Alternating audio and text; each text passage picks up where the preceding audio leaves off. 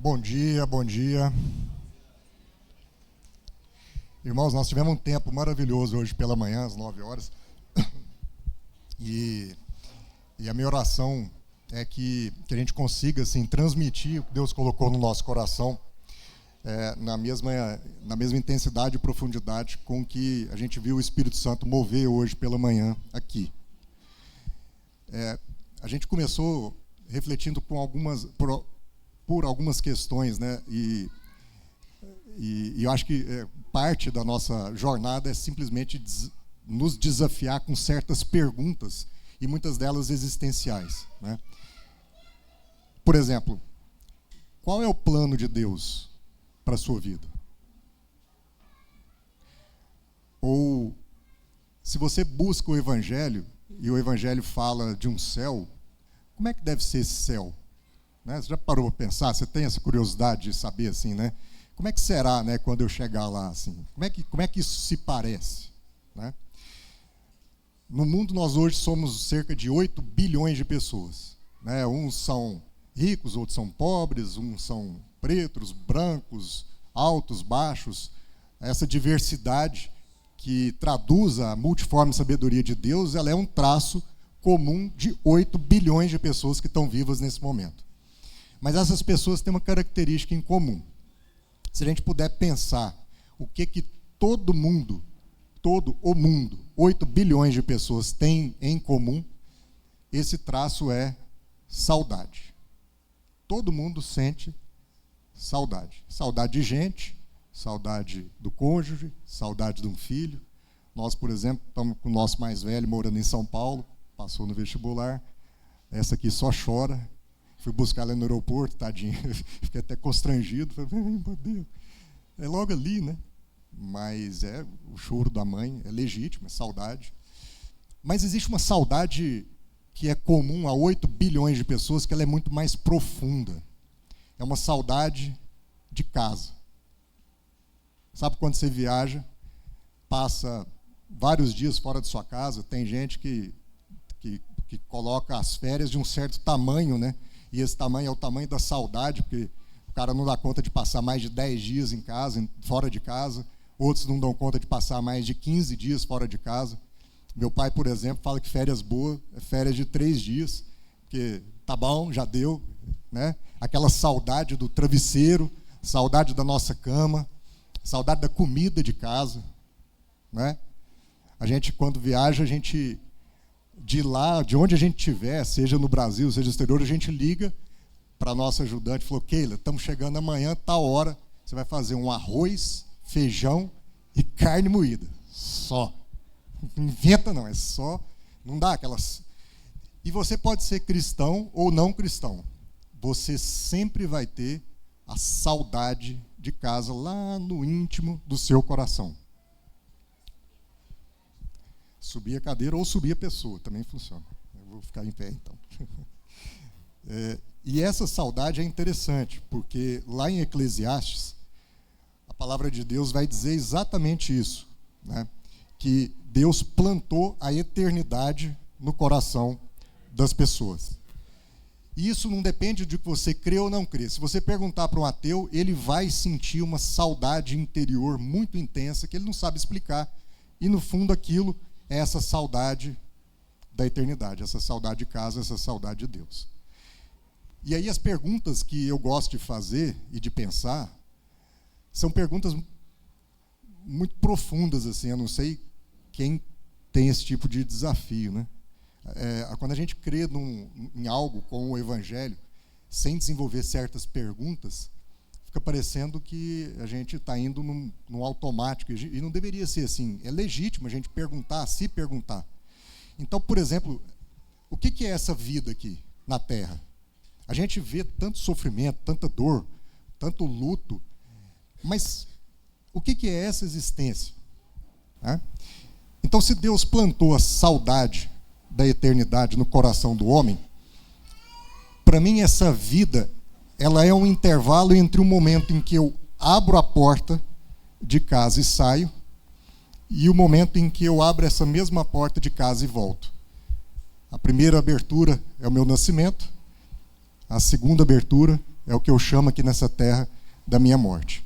Mas é um movimento em que eu abro a porta de casa e saio, abro a porta de casa e volto, e existe então um intervalo no qual eu existo aqui na terra e chamo isso de vida. Quem está entendendo? Qual é o ponto aqui? É que às vezes a gente reclama com Deus que a vida é curta demais, ou a vida é longa demais. Dependendo dos desafios, a gente quer que essa vida seja encurtada. Dependendo dos prazeres, a gente quer que seja alongada. Mas como é que nós vamos discutir a brevidade ou o tamanho dessa vida com um Deus para quem 1000 anos é como se fosse um dia? Então, é como se na criação Deus tivesse feito um gap existencial na eternidade, um rasgo na eternidade, na linha do tempo da eternidade, se tempo pudesse ser incluído nessa equação, e parece que não, em que ele nos insere na Terra para existir durante um certo período de tempo. É ou não é assim? E qual é o ponto aqui? É que nós vivemos nesse contexto, e a Bíblia nos diz isso, em que houve uma queda. No plano de Deus, a Bíblia nos mostra que houve uma queda. E é essa queda que fez com que existisse agora uma porta para eu fazer essa jornada para lá e para cá. Porém, nesse intervalo, nesse gap existencial, que a gente chama de vida aqui, existe uma certeza absoluta. Essa certeza é que nós vamos enfrentar sofrimento. Nós vamos enfrentar perdas, nós vamos enfrentar desafios, nós vamos enfrentar lutas. Essa é uma certeza, Enzo. Não existe nada que possa tirar isso de contexto. Então fica para fazer o... Faz a segunda voz aí, Enzo. E nesse intervalo, então, em que Deus insere e coloca essas perdas nesse intervalo existencial, a gente começa a perceber, por exemplo, que o Timothy Keller falava isso, né? Todo amor envolve um luto. É duro pensar nisso. Fica parecendo que Deus é injusto, mas, de fato, como subproduto da queda, a gente vive num mundo de dores em que, por exemplo, para eu amar, eu tenho que correr o risco de ser machucado. Então, por exemplo, numa família de 5, como é a nossa família lá em casa, você concorda comigo que quem ficar por último vai viver 4 lutos? A gente não para pensar nessas coisas. É duro pensar nessas coisas. Mas essa é esta vida aqui. É lógico. Agora, isso nos traduz as breves e momentâneas tribulações, os desafios, o sofrimento que a gente passa nessa vida, traduz a nossa existência? Por que a gente lida mal com isso? Por que a gente sofre tanto? E mais, como a gente lida com isso? Como que a gente lida com o fato de que se eu me disponho a amar, se eu me disponho a entrar num relacionamento de amor, eu tenho que estar pronto para viver processos de dor? Quem mais te machuca, Enzo? Quem mais tem o potencial de te machucar, Lala? Senão aquele mais íntimo. Quanto mais próximo, mais o potencial. É o desafio, é a crise do amor. Mas Deus, na sua infinita sabedoria, Ele também, me parece que cria um mecanismo, por amor, para como que nos proteger dessa história de nós termos essa eternidade plantada no nosso coração, de termos esse breve momento, breve mesmo, na eternidade, é muito breve, momento de 50, 30, 100 anos de existência aqui na Terra, e o momento em que a gente volta para casa. Para nos proteger contra essa dureza que é a nossa vida aqui na Terra, Ele coloca em nós como se fosse uma amnésia existencial. Eu estava contando mais cedo que nós fomos na casa do Cláudio. O Cláudio chamou para jogar tênis. Aí a Laura é minha coach. Aí ela foi comigo. E nós já moramos no Portal do Sol, onde o Cláudio mora. Quando a gente chegou lá, eu falei, Lala, você lembra quando a gente morava aqui? Ela, não. Aí eu fiquei pensando, falei, puxa, mas nós mudamos de lá, ela tinha 4 anos de idade. Mas está vendo? É exatamente esse cuidado de Deus, e essas coisas nos mostram uma sombra disso aí, de enquanto a gente é imaturo, enquanto a gente é criança, quanto mais imaturo e criança a gente é, menos lembrança a gente tem. É como se fosse, então, o que eu estou dizendo, essa amnésia existencial que nos protege da comparação do momento em que eu vivia num ambiente, Enzo, em que não havia lágrima, não havia dor, não havia nada. Quando eu estava em Deus e com Deus na eternidade, não existia essa coisa que aqui a gente chama de sofrimento. E para proteger o meu coração dessa comparação que seria dolorosa demais, para quando eu me insiro nessa vida aqui e falo, puxa, mas está doendo, está sofrendo, está não sei o quê, e lá não era assim. Parece que Deus coloca na gente isso que eu estou chamando de amnésia, momentânea, mas existencial.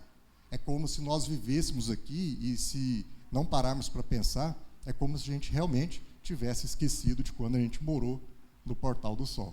A gente era criança. Só que esse mesmo Deus que coloca isso aí, ele coloca uma certa característica, né?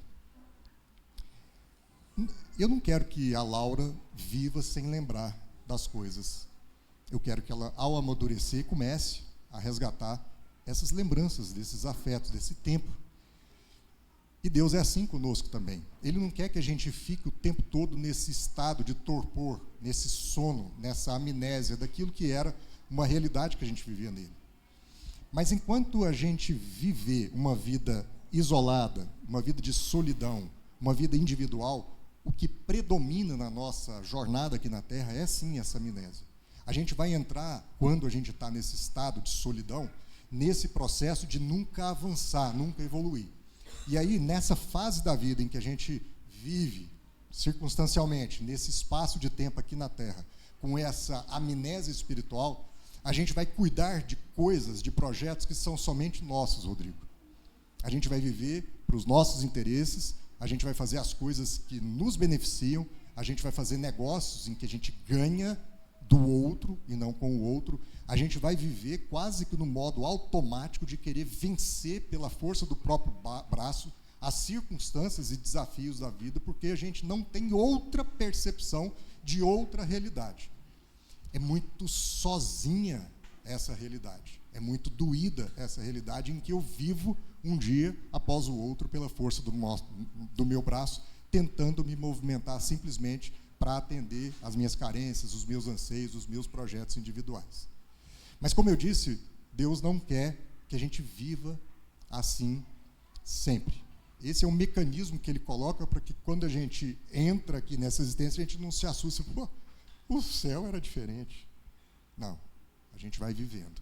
Agora, a jornada que Deus convida a gente a fazer é a jornada que Paulo coloca lá em Efésios, no capítulo 5, no verso 14, quando ele diz, despertai, tu que dormes, acorda, você que está dormindo. Então, a jornada que Deus tem para a gente é sim que a gente comece esse processo de imaturidade espiritual como quem, sabe, não tem conexão nenhuma com algo mais subjacente, mais transcendental, alguma realidade que a gente não vê, ok? Mas Deus quer, e Paulo traz isso em Efésios, no capítulo 5, que nós nos despertemos dessa realidade. E aí o que acontece, lá em Efésios, depois você pode ler, fala disso, é que quando a gente faz esse movimento de se despertar para essas realidades que são transcendentais, a gente começa a ter uma outra perspectiva dos problemas. Eu li um livro recentemente do Richard Rohr, não tem em português ainda, mas ontem eu fiquei sabendo que meu cunhado está traduzindo, e a gente vai depois tentar publicar isso aqui pela Jesuscope, é o spoiler aqui. Mas é um livro muito legal, ele traz um conceito de que, para o cristão, quando ele entende que a única certeza que ele tem é de que esta breve existência dele aqui, ela é permeada de perdas, luto, dramas, situações, sofrimento, quando ele entende isso como parte de um pacote, ele entende que o cristão não cai para baixo. O cristão é como se caísse para cima. Quando eu caio, é aí que eu estou esticando as minhas realidades, ampliando a minha consciência. Quando existe algum desafio, algum sofrimento, alguma dor, alguma luta, é aí que eu estou expandindo. E é aí que eu estou cada vez mais me despertando dessa realidade que Deus coloca como talvez um instrumento inicial de proteção, desse sono, dessa amnésia, mas eu estou agora despertando para essa realidade. E aí eu começo a ter essa percepção, E essa percepção faz com que o cair do cristão seja seguro e, portanto, um cair para cima, quando ele cai num ambiente do lugar mais seguro da Terra. E para quem já leu o livro, O Lugar Mais Seguro da Terra, qual é esse ambiente em que é seguro o cristão enfrentar seus desafios e dramas? Porque é aí que ele desperta, é aí que ele cresce. É o ambiente da comunidade espiritual de fé da igreja. Qual igreja? Eu acho que essa é a pergunta hoje aqui. O que nós estamos entendendo como uma realidade de comunidade espiritual que faz com que os meus dramas, desafios e dores sejam tratados, e isso faz com que eu caia para cima? Quando eu estou inserido numa comunidade como essa, e aqui a gente fez agora, semana passada eu falei um pouco sobre isso, a gente fez um levantamento na nossa comunidade de quantos pequenos grupos a gente tem. Nós temos 30, cerca de 30 pequenos grupos, 29, mas aí eu arredondo para cima porque fica melhor. 30 PGs, Elvio. 30 PGs, eu caí para cima. São 30 pequenos grupos que nós aqui mapeamos entre nós. Uma conta rápida, incluindo o resenha, porque o resenha é parrudo, faz com que a gente esteja nessas dinâmicas de encontros que a gente chama de pequeno grupo, esteja atendendo cerca de 1.000 pessoas. 1.000 pessoas que sentam juntos toda semana para comer juntos, para se relacionar, para fazer um processo de despertar juntos. E a pergunta que eu queria fazer é: quem aqui tem inserido num pequeno grupo? Levanta a mão.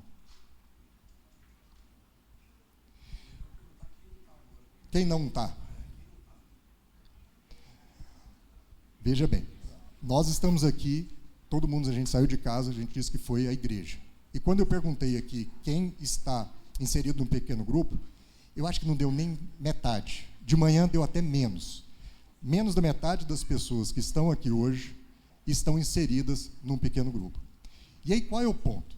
O que eu queria meditar hoje aqui é esse despertar dessa realidade espiritual, do seu real significado da vida, que só acontece numa comunidade espiritual. Ele traz algumas questões. Primeiro, ele nos traz lembrança dessa eternidade que eu tenho no coração. Segundo, ele me revela qual é a minha verdadeira identidade em Deus. E terceiro, que ele me cura dessa saudade de casa. E é só na comunidade espiritual que eu entendo isso aí. E aí qual é o ponto? Quando eu tenho em mim curada essa saudade de casa, quando eu como arroz, feijão e carne moída, porque eu matei a saudade de casa, agora eu entendo, agora eu percebo, eu começo, porque eu estou me despertando espiritualmente, como Paulo fala, levanta você que dorme, eu estou despertando desse sono, eu começo a fazer algumas perguntas para mim, que são diferentes das que eu fazia antes. E agora a principal pergunta é a seguinte: por que é que eu faço o que eu estou fazendo? Faz essa pergunta para você. Pensa em várias áreas, várias esferas da sua vida. Começa pelo trabalho. Será que até aqui a gente está trabalhando nesse estado de torpor, nesse estado de sono? A gente está trabalhando dormindo e, portanto, a gente está trabalhando num automático, sem entender muito por que a gente está fazendo aquilo.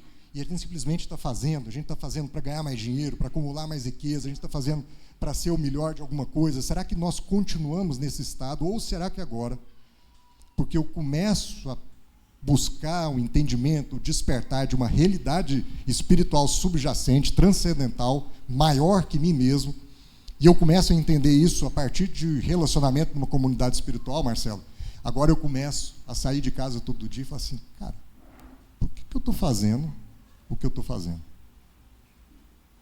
Eu li a biografia do Elon Musk, e é muito engraçado. O Elon Musk, ele fez a disrupção de vários segmentos, né? E um deles, o cara criou a SpaceX, mas o projeto original é levar a humanidade para Marte.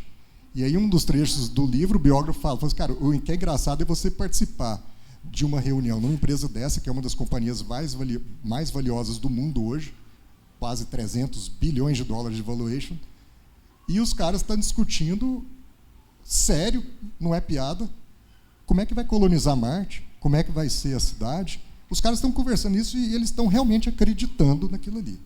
Será que nós, cristãos, que deveríamos estar dispersos para uma realidade maior, para um propósito transformador, massivo, maior da nossa vida, será que a gente está vivendo e trabalhando nessa perspectiva? Por que é que eu estou fazendo o que eu estou fazendo? Eu não sei quanto a você, mas esse é o despertar. E aí, quando eu faço essa situação, eu começo a amadurecer a minha relação com Deus. Porque enquanto eu estou no modo automático de fé, em que eu estou meio dormindo, eu até creio em Deus, e eu digo para o irmão assim: Enzo, eu sei que Deus tem um plano para mim, um plano maravilhoso, e até aí tudo bem. Mas mais legal do que saber se Deus tem um plano para mim, é conhecer esse plano. Porque senão eu posso viver no automático, simplesmente crendo que lá no final Deus tem um plano para mim, então deixa a vida me levar. Mas e se eu fosse mais a fundo? Se eu fizesse essa pergunta: por que eu estou fazendo o que eu estou fazendo, crendo que Deus tem um plano para mim, mas se eu gastasse tempo conhecendo qual é esse plano para mim? Tudo isso tem um nome: propósito. E como é que eu discerno isso? E aí que vem o ponto que a gente queria meditar hoje, nessa manhã. Para eu mergulhar nessa jornada de despertar espiritual e de busca de qual é o plano de Deus para mim, eu tenho que ter coragem de me submeter a mudanças. Porque, caso contrário, a zona de conforto vai ser melhor para mim. Ela é mais segura. Ela vai no automático, ela é mais segura. Mas se eu estou disposto a ir mais além, a profundidade espiritual que Deus me chama a ter, e mudar os paradigmas da minha vida, eu preciso estar disposto à mudança. Então, é mais do que simplesmente orar. É ter uma vida de oração. E a palavra oração tem ação nela mesma. Então, enquanto eu estou imaturo na fé, e enquanto eu estou simplesmente vivendo o plano de Deus sem conhecer, eu estou orando. Mas agora, o convite que eu queria fazer para todos é que nós tivéssemos uma vida de oração. E como é que eu tenho essa vida de oração? Aí eu queria que a gente meditasse lá em Lucas, no capítulo 14, porque tem a ver com o tema que a gente estava compartilhando aqui, das comunidades espirituais. Abre aí, Lucas 14, no verso 16, ele diz assim: Jesus respondeu com a seguinte parábola: certo homem preparou um grande banquete e enviou muitos convites. Quando estava tudo pronto, mandou seu servo dizer aos convidados: venham, o banquete está pronto. Mas todos eles deram desculpas. Um disse: rapaz, eu acabei de comprar um campo, eu preciso inspecioná-lo. Peço que me desculpe. O outro disse: rapaz, eu acabei de comprar 5 juntas de bois e quero experimentá-las. Sinto muito. Outro diz: vou não, acabei de me casar, não posso ir. O servo voltou e informou ao seu senhor o que tinha dito. Ele ficou furioso e ordenou: vá depressa pelas ruas e becos da cidade e convide os pobres, os aleijados, os cegos e os mancos. Depois de cumprir essa ordem, o servo informou: ainda há lugar para mais gente. Então o Senhor disse: vá pelas estradas do campo e junto às cercas entre as videiras e insista com todos que venham encontrar, para que venham, de modo que a minha casa fique cheia. Pois nenhum dos que antes foram convidados provará do meu banquete.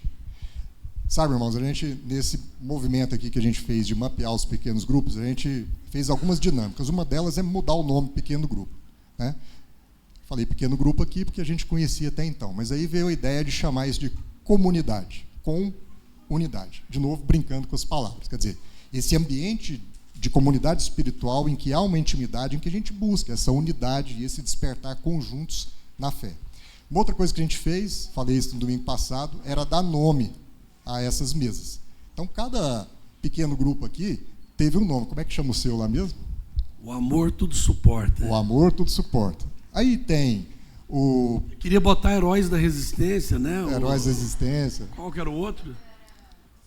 Sobreviventes. Sobreviventes, eu brinquei, né, que o do Cláudio a gente ia chamar de Jurassic Park, né, que é dos dinossauros aqui, do primeiro grupo, mas aí o Eisen me ligou e falou, não, o primeiro grupo foi o nosso, lá chama Gênesis, aí o grupo do Eisen chama Gênesis. Nós temos um, que falei semana passada, que o irmão falou assim, não, o nosso é carreteiro. Por quê? Papai dá de tudo lá, você pode pôr tudo ali, vira, sabe, aquele arroz carreteiro, né? Aí tem lá Seguras no Secreto, né, das meninas, tem o Valencers, lá do grupo Valência, tem o Portal do Céu, que é lá do Cláudio, né, mudou o nome, ficou mais bonitinho. Tem o Play G, né, que é o nosso, né, Samuel, que é do tênis, do beach tênis. Então, a gente buscou em Deus assim, esses nomes que identificassem essas comunidades espirituais. E por que isso, né? Aí eu queria fazer uma pergunta que eu fiz de manhã. Imagina o seguinte, imagina que Paulo está lá, aí ele encontra lá uma máquina do tempo. Aí ele entra nessa máquina do tempo e cai hoje, domingão. Chegou o Paulo ali, apóstolo Paulo, chegou lá na frente, lá atrás, chegou aqui, olhou para a gente aqui, olhou eu e o Enzão aqui na frente. Você acha que Paulo reconheceria aqui a igreja conforme existia lá?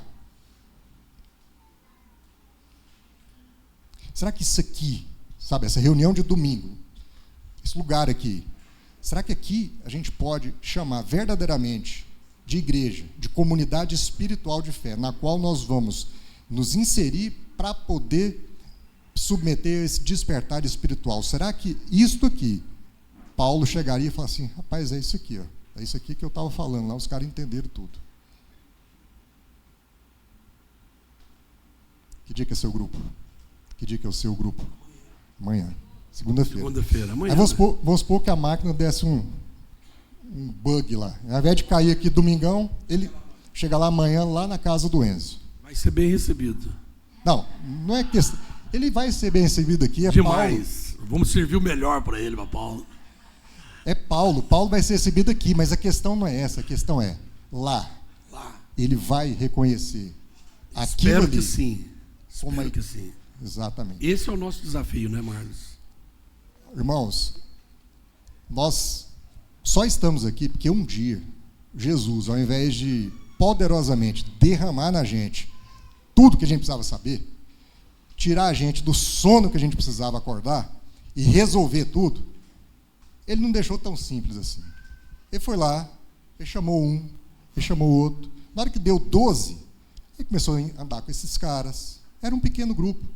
Aí eles comiam juntos, eles viajavam juntos, sofriam juntos, eles trabalhavam juntos. Aí daqui a pouco 12 virou 70. Aí daqui a pouco 70 já eram 120. Aí daqui a pouco eram 3.000, quando Pedro pregou. E hoje somos quantos bilhões? E hoje nós estamos aqui. Então, o seu pequeno grupo, o meu pequeno grupo, está se parecendo com aquele grupo original? Ou não? Será que nós estamos comendo junto, sofrendo junto, andando verdadeiramente juntos? Aqui, domingo, você vem aqui, você só vem aqui. Várias pessoas falaram que não tem essa comunidade espiritual. Essa é a sua comunidade espiritual. Amém por isso. Mas está se parecendo com aquilo que era lá no princípio? Será que nós devemos nos contentar com isso? Ou será que não havia algo mais? Esses caras, se entrassem na máquina do tempo, chegassem aqui, eles nos reconheceriam como uma comunidade espiritual que cura e que esclarece a saudade de casa, Enzo. Esse é o ponto. Quando Jesus olha para aqueles discípulos, ele não vê grandes mestres, uma equipe de primeira, nada disso. Ele vê um pedacinho do mundo, é o mundo como ele é. E essa deveria ser a nossa realidade como comunidade de fé. Então, nessa comunidade de fé, e a partir do texto, quem se assenta nessa mesa? Com quem você se identificou nesse texto que a gente leu? Talvez você seja a pessoa que já recebeu N convites para o banquete do Senhor. E talvez você esteja ainda inventando 1000 desculpas. Estou trabalhando demais, hoje eu não posso, comprei uma moto, tem que andar nela, comprei uma fazenda nova, tem que ir lá vacinar o gado, acabei de casar, ou minha esposa está doente. Talvez nós sejamos esses que estejamos imersos em várias desculpas para não sentar à mesa. Ou talvez nós sejamos o outro grupo, o grupo que, uma vez que os convidados não foram, o grupo que realmente foi buscado. Talvez você se identifique com o cego, com o pobre, com o manco, com o aleijado.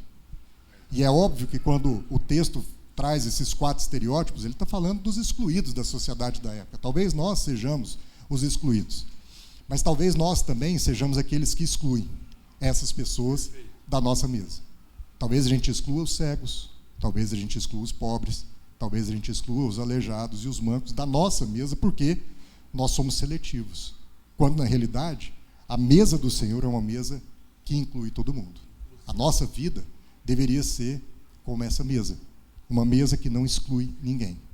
Mas mais do que isso, os estereótipos que Jesus traz nessa parábola são estereótipos que não somente dizem respeito aos excluídos, são estereótipos de nós mesmos ou daqueles que vão se sentar à nossa mesa.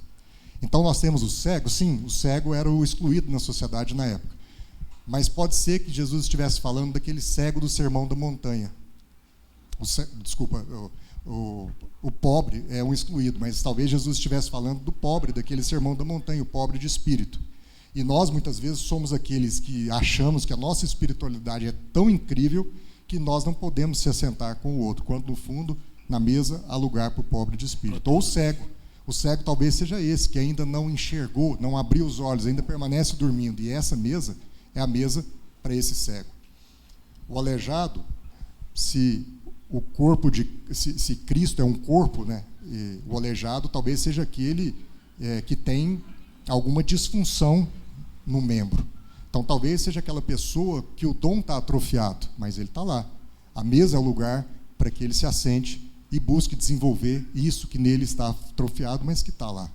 Ou talvez haja um manco na sua vida, talvez você seja um manco, no sentido de que é aquela pessoa que até se movimenta, mas sabe quando é inconstante, claudicante, você não entra nesse fluxo verdadeiro, você não se entrega porque você é um manco. Na mesa há espaço para isso também. Então, a mesa do Senhor, o grupo, a comunidade espiritual que verdadeiramente representa aquela que Jesus veio ensinar, é essa mesa cheia dos diferentes. Essa mesa cheia de nós, com cada um características distintas e ninguém se achando melhor do que ninguém. Mas essa é a mesa que a gente põe e serve, e é aí que há um aprofundamento espiritual e um despertar espiritual. E aí, como eu disse, melhor do que saber o plano de Deus para a gente, saber que Deus tem um plano para a gente, é conhecer esse plano. A gente só vai conseguir fazer isso, Enzo, quando a gente se encontrar com essa comunidade espiritual. E aí eu te pergunto, Enzo, dito isso, como é que você acha que vai ser o céu? Muitas pessoas já ouviram testemunhos de experiência quase morte, aí o cara traz de lá uma visão de que o céu é um lugar todo cheio de luz, iluminado, tem um trono lá no meio, um monte de anjo cantando. Mas talvez a visão mais simples e mais verdadeira do céu seja aquela que Jesus trouxe lá em João, no capítulo 14, no verso 2, quando ele diz: na casa do meu pai há muitos quartos, e eu estou indo lá preparar um lugar para vocês. A gente acha que Jesus foi para outro lugar e ele só ficou invisível. Ele só ficou invisível. Lembra o caminho de Emaús? Eles estavam conversando e de repente ele desapareceu. Aí o matuto disse, ele entrou neles, entrou nos discípulos. É isso. Então a gente acha que Jesus saiu daqui, está esperando a gente no outro lugar, arrumando uns quartos lá, ou não, ele só ficou invisível. É só essa comunicação de uma realidade que a gente não vê, mas que ela é presente. Ele diz, o reino de Deus é aqui e agora. Então eu pergunto para você, como é que é o céu? O céu se parece com o quê? O céu, meus irmãos, tem uma cara de uma casa. É verdade. O céu tem a cara de uma casa. É simples assim. O céu tem a cara da casa do Enzo. O céu tem a cara da casa de qualquer um aqui que esteja recebendo essas pessoas em casa. O céu tem a cara da casa que você frequenta durante a semana. O céu nos parece com esse templo aqui. Acho que não. E muito provavelmente, também não acho que é tão organizadinho assim, de sentar, né? O céu tem quartos, está lá, Jesus já deixou dobradinho lá o lençol, está arrumadinho, ele falou que ia arrumar, mas é uma casa, com uma mesa muito grande. E o pai, que é o dono dessa casa, não é que tem lugar, ele quer todo mundo na mesa. Ele quer todo mundo, ele falou, traz todo mundo para cá, para essa mesa. Assim é o céu. Você quer ver o céu? Para de achar que vir aqui aos domingos vai te apresentar o céu. Não é levar, vai te apresentar o céu. Não, não é isso. Essa espiritualidade é aquela espiritualidade que ainda está dormindo. Quando Paulo vai falar sobre isso, ele fala o seguinte: toda a criação geme pela manifestação dos filhos de Deus. Verdade. Aí de manhã eu perguntei, você acha que é mais fácil você ver um cara gemendo acordado? Não, mas quando o cara dorme, ele geme. Ele está lá, ele tem um pesadelo. Talvez o que Paulo esteja dizendo é, essas pessoas que ainda dormem e que ele chama para acordar, essas gemem pelos pesadelos que elas estão tendo, pelos dramas, pelo sofrimento, porque elas estão sofrendo sem qualquer outra esperança. Elas estão sofrendo dormindo, e se eu estou sofrendo dormindo, o máximo que eu faço é gemer, você não conversa dormindo. Essas pessoas estão esperando a manifestação dos filhos de Deus que, uma vez despertos, uma vez inseridos nessas comunidades espirituais e entendendo que é aí que eu vou despertar espiritualmente, que eu vou entender da onde eu vim, entender que eu abri uma porta, passei por aqui, estou voltando, mas, cara, para Deus, ele estava passando o café enquanto eu fui e voltei. Fiquei 70, 100 anos aqui, e pela teoria da relatividade, isso é nada quando eu voltar para casa. Então, eu não me moldo pelas circunstâncias e desafios desse mundo, mas eu entendo algo subjacente. O que eu vou fazer? Vou querer acordar meus irmãos. A gente acha que não, né? Mas como a graça foi derramada sobre toda a carne, alguém que pensou em Matrix talvez tenha tido um insight como esse. Nosso papel como filhos e filhas de Deus é não permanecer dormindo nesse estado de amnésia espiritual.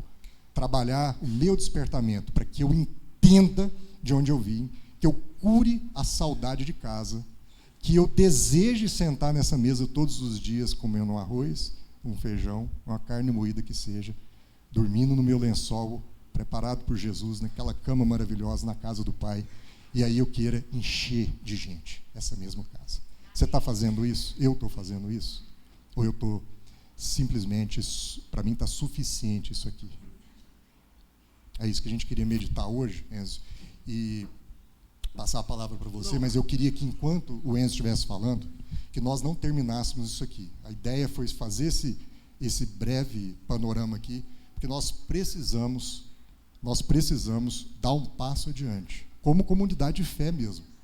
Para ouvir palavra boa aqui, é só ligar a live do Paulo Júnior no Instagram, está resolvido. Agora, para ter uma vida de igreja, para abrir os olhos do nosso entendimento, para deixar de ser um rico espiritual, ou alguém que está cego, ou alguém que está... Eu preciso ir mais além. E para isso, eu preciso frequentar, estar num ambiente espiritual que a gente tem chamado de pequeno grupo. É ali que a igreja acontece. Isso aqui é a praça. Aqui é a praça onde a nossa comunidade, que acontece nas casas ao longo da semana, se encontra para matar a saudade. Mas a igreja verdadeira não está aqui. Está lá na casa do Enzo, está lá na casa de Beissa. Então, eu queria que, enquanto o Enzo falasse, fala com Deus aí. Se Deus colocar no seu coração, vai lá dar um testemunho. Se você está experimentando esse despertar espiritual, essa cura, a partir de um pequeno grupo, vem cá, compartilha. De manhã nós tivemos tanto testemunho bacana aqui, sabe, irmãos? Esse movimento vivo mesmo. Porque num ambiente como esse, Enzo, eu não engano ninguém. É fácil eu enganar um conhecido, mas é muito difícil eu enganar um amigo, alguém que conhece a minha intimidade, alguém que conhece o meu coração, que anda comigo.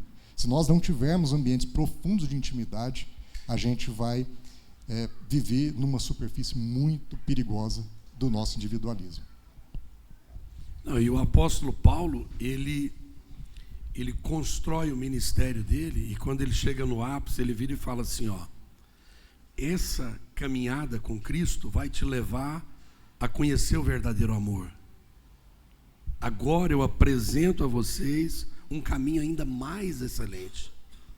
Então, quando a gente começa a caminhar juntos, a gente começa conhecendo quem nós somos, expondo os nossos testemunhos, nossa intimidade, nossas fraquezas. Ninguém aqui é melhor. Você acha que a dor do Marlos é menor do que a minha? Não. A nossa dor, ela é comum. Todos nós somos afligidos. O apóstolo Paulo, o próprio Senhor Jesus falou, olha, vocês vão passar por muitas aflições.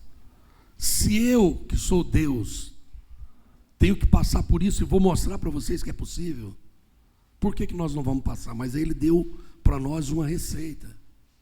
E essa receita se chama amor. Ela se chama amor. Está ouvindo aí não, Léo? Agora melhorou? Então está lá, ó, em Coríntios, e ele vem e apresenta para nós. Qual é a receita? Qual a receita de suportar o Marlos? Qual a receita do Marlos me suportar? Só tem uma receita, irmãos. Como é que eu posso suportar o Elvio? Como é que o Elvio vai dar conta de me suportar amanhã? Em amor. Em amor. A Lala só vai conseguir me suportar em amor. E nós vamos precisar uns dos outros nessa caminhada. Quando o Marlos nos estimula aqui a cada um procurar uma casa, pode começar na sua casa, você pode abrir a sua casa. Você pode falar assim, não, então eu quero abrir a minha casa. E na minha casa eu vou receber os irmãos para essa caminhada, para aprender como é que é isso aí. Como é que eu posso amar? Você vai ter que aprender a amar. Amar como Jesus amou. Então olha só, o que ele fala no amor?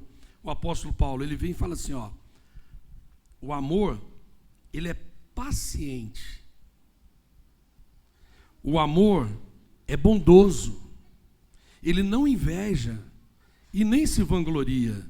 Ele não se orgulha, não maltrata, não procura os seus próprios interesses, não se ira facilmente. Como é difícil, irmão.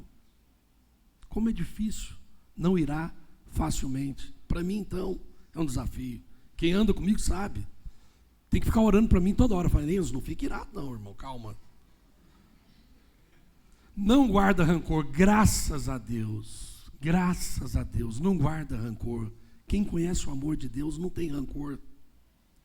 O amor não se alegra com a injustiça. Esse é o melhor. O melhor do amor é que você ama a justiça. Você ama a verdade. Você quer andar na verdade. Você quer os seus amigos andando na verdade. O apóstolo Paulo falou assim, como é bom ver que os irmãos estão andando na verdade. Qual que é a verdade? É a verdade que nós precisamos uns dos outros. Hoje eu conversei com a irmã no telefone e falei para ela assim, ó, irmã, cuidado com quem vai querer andar com você. Se ele não estiver disposto a andar na verdade, com as pessoas que você escolheu para caminhar junto, cuidado com essa pessoa, porque ela pode querer te tirar de uma comunidade saudável, de um ambiente de cura, de um ambiente que você já viu que não tem outro melhor. Você já procurou em vários, você nunca encontrou. E agora você vai deixar alguém te tirar desse ambiente. Não aceita. Sabe o que você tem que fazer? Ora a Deus e traz ele para o ambiente. Amém, irmãos? Isso aqui é um recado de Deus para nós nessa manhã. Não adianta o inimigo tentar me tirar do meu caminho. Porque na hora que eu lembrar do Marlos, que eu lembrar do Samuel, que eu lembrar do Gorbian, do Marcelo, que eu lembrar do Elvio, de todos os irmãos, do Nelson, eu falo, não, mas eu não posso retroceder. Eu vou ter que continuar nesse caminho. E eu vou ter que amolar o Marlos, ele vai me amolar. Nós vamos afiando um ao outro na caminhada, Marlos. Amém? Alguém quer compartilhar? Pode chamar, Marlos. É isso aí, é um por vez, viu? Para não congestionar. Faz uma fila, que aí vai falando um de cada vez, né, Marlos? De manhã demorou um pouquinho, mas depois que veio o primeiro, abriu a porteira. Então, primeira pessoa, vem cá. Não desobedece a Deus, não. Como diz o Sérgio, você está queimando assim na região do coração, entre o estômago e o coração. Aí, ó, tá vendo? Lá vem ele. A gente sente mais à vontade quando está do lado do compadre, viu? Né, comadre? Esse detalhezinho aqui foi meu filho, tá? Que deu de presente, vocês não estranham, não. Não é nenhuma mandinga, não, para vir aqui na frente. Marcos começou a falar aqui de casa, e vocês conhecem um pouco da minha história, né? Eu não vou me delongar aqui, mas, coincidência ou não, tinha tempo que eu não vim aqui, a gente está envolvido com Pirinópolis aí, e daqui a alguns dias eu faço aniversário, esse mês. E aí você vai buscar ali nas fotos antigas, e essas fotos antigas, a sua história, a sua origem, te lembram um pouco da sua identidade que a gente vai perdendo ao longo da vida da gente. E o mundo está aqui, a gente fala pouco do diabo aqui na Sal da Terra, mas o diabo é real. Não, eu que vou falar do diabo, rapaz, fala você. Eu não, assim, Depois esse trem vem aparecer para mim à noite lá, puxar minha goberna, vai falar vocês aí, ó. Vocês estão mais canelinha de fogo que eu. Mas a gente fala um pouco do diabo, e eu acho que até o sistema que a gente vive, ele nos ensina, nos educa a esquecer que o diabo existe. E ele está o tempo todo rondando ao nosso lado. Ele está aqui agora, fazendo com que a nossa timidez prenda a gente no nosso banco e deixe de vir aqui.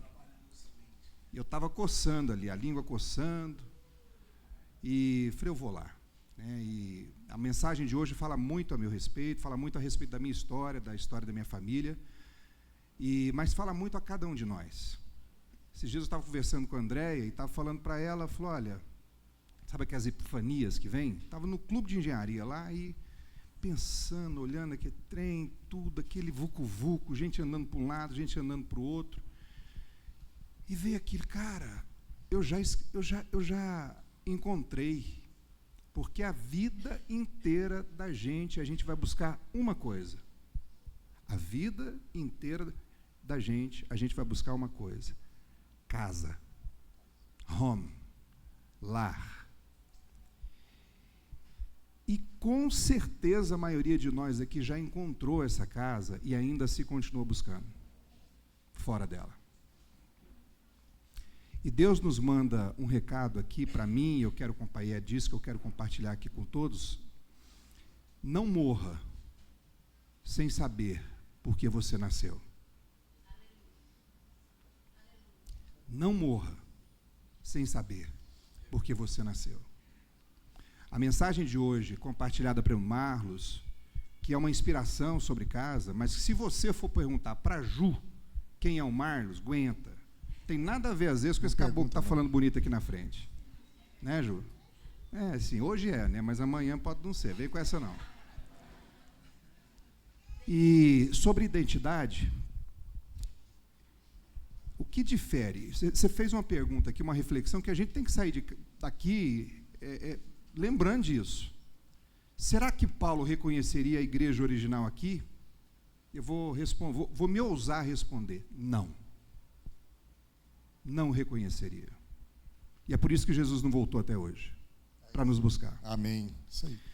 Porque essa não é a formatação da igreja que a gente está relembrando em The Chosen.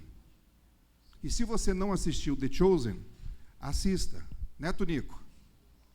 Depois de muito tempo vocês insistirem no meu ouvido. Está na Netflix. Assistam. Porque a igreja de Jesus tem a ver com o nosso tênis hoje, Samuel, que a gente vai jogar, que eu vou te dar uma taca hoje. Porque Jesus era assim. A gente tem uma visão de Jesus, aliás, o sistema nos ensina uma visão muito distante, que o The Chosen está nos relembrando aquilo que está lá no Evangelho, há mais de 2000 anos escritos. Jesus brincava de fazer piada com seus discípulos. E para fechar aqui, para a gente não esquecer isso, Jesus escolheu gente ruim como eu e você. Ruim. Pergunta para a Andréia, tanto que eu sou. Jesus escolheu Pedro. Pensa num caboclo difícil, mais difícil que o Enzio. Viu, Lala? O Enzio é facinho, gente. Mais difícil que o Enzio. E Jesus escolheu gente assim, será por quê, meu filho? Vem cá, papai. Vem cá. Porque esses meninos precisam lembrar disso. Às vezes a gente vai morrer sem saber porque que a gente nasceu, mas que a gente... Eu espero que não. Eu espero que eu não morra sem saber porque que eu nasci. E eu espero que esses meninos descubram quanto antes, porque é assim, descobrindo o seu propósito, a sua identidade, que essa geração vai gerar a transformação que a nossa sociedade precisa. Então, eu queria dizer para você, e dizendo para mim, o que eu estava me dizendo ali na minha cadeira, por que a gente não senta à mesa? Por que a gente insiste em não sentar à mesa e o tempo vai passando, a vida vai passando? Sabe por que a gente não insiste, Fabinho? Sabe por que a gente insiste em não sentar a essa mesa? Porque a gente não acha digno. E ao não nos acharmos dignos de sentar a essa mesa, isso diz respeito à nossa arrogância. Porque é pensar que a gente pode um dia ser alguma coisa. E o que eu quero dizer aqui, que nós nunca seremos essa coisa que a gente está querendo ser. Porque Jesus veio para poder, ele escolheu indignos como eu e você para sentar a essa mesa. Então, se você está deixando o tempo passar, porque não se acha digno em sentar a essa mesa, pensa num caboclo que não poderia estar aqui falando isso hoje, sou eu. E eu estou aqui, deixando o Espírito Santo usar a minha boca para dizer para você, que acha que você é um pecador, você é um pecador. Todos esses que estão sentados aqui, o Paulo Júnior, esse caboclo que tanto nos inspira, é um pecador. E vai morrer sendo um pecador. E ainda assim ele entendeu que mesmo nessa condição de pecador, quando Jesus morreu na cruz, ele morreu na cruz para levar, para perdoar os nossos pecados, os pecados que você, Elvio, já cometeu e ainda vai cometer, Ana Flávia, eles já estão perdoados, ponto. Não há negociação, não há si. E é sobre isso que eu queria dizer. E aí eu queria fazer uma dinâmica antes da gente encerrar. Eu queria que todo mundo levantasse aqui, para a gente tentar relembrar um pouquinho dessa igreja, e arrastasse essas cadeiras para o canto, e viesse aqui para frente. Gente, é para arrastar, gente. Senão não é igreja, ué. Senão nós estamos perdendo nosso tempo aqui, ué. Bagunça o troço. Igreja bagunçada. O trem era bagunçado mesmo. Bota as cadeiras no canto, que me perdoem aí. E depois, se você puder trazê-la de volta, seria bom também. Depois vocês empilham, gente.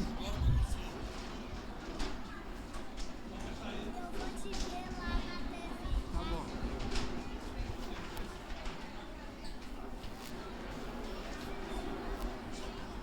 Tá começando a aparecer. Vem cá, El, vem cá, fica aqui, ó. Você, ué. Não, é só para ficar. Não, vamos descer daqui.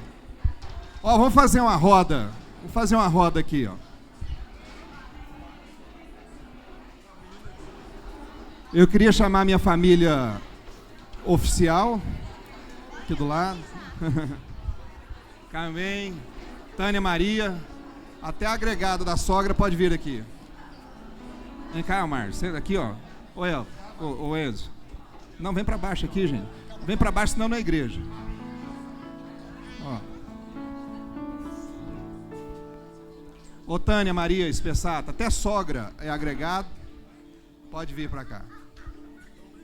Bom, então assim, ô Marlos, você que fez a pergunta, vocês aí, vocês acham que está mais ou menos parecido com a Igreja de Jesus agora? Hã? Amém. Não é roda, não é mesa, não é partir o pão, não é o compartilhar. Então, né, Toninho, que a gente não esqueça que não é sobre ouvir alguém, não é sobre vir aqui todo domingo ouvir alguém falar porque ele fala melhor do que a gente. Mas era isso. Que o Espírito Santo que começou a falar hoje no primeiro culto e que trouxe nós até aqui, que ele continue falando no almoço, porque a tendência, gente, é que o diabo, esse que a gente fala pouco, mas que ele existe, faça com que a gente esqueça tudo o que foi dito aqui, assim que a gente entrar no carro com aquele vucu-vucu da bagunça da nossa família.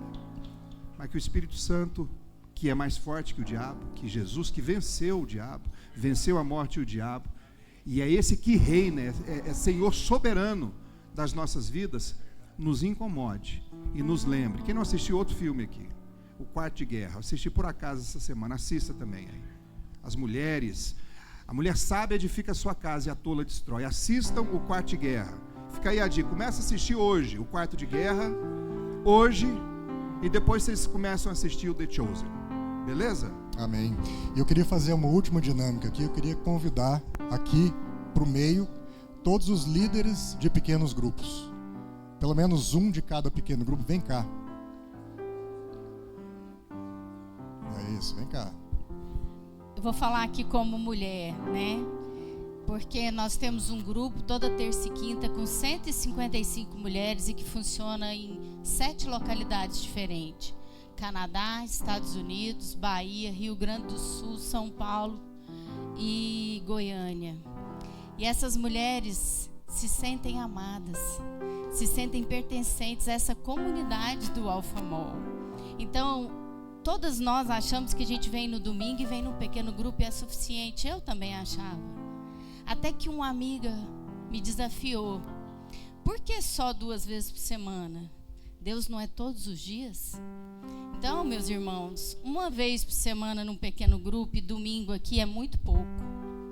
Nós precisamos andar juntos todos os dias, porque os dias vão ficar piores e as coisas vão apertar. E para quem conhece o Apocalipse sabe que nós seremos prensados, pressionados, apertados, e nós vamos precisar desesperadamente uns dos outros. E é por isso que essa comunidade é saudável, amém? Amém, amém. Então, aqui estão algumas pessoas que se dispuseram a conduzir o que essencialmente é a igreja de Jesus Cristo, dentro das casas. Você vai olhar para a carinha de cada um aqui, olha o cara do carreteiro aqui, viu? Vai olhar para a carinha de cada um, e se você não está ainda no pequeno grupo, mas entendeu esse desafio, essa mensagem, pode procurar qualquer um aqui, pode trocar os contatos, porque de repente você pode se inserir nessa mesa. Porque nós precisamos acordar. Acorda tu que dormes. E ao acordar, a gente vai poder afetar a sociedade acordando, que ainda está dormindo e está gemendo pela manifestação dos filhos de Deus. Amém? Vamos em paz, que o Senhor abençoe. Uma excelente semana a todos. Quem se lembrar das responsabilidades conosco financeiras, nós temos o Pix aqui. Como é precioso, irmão,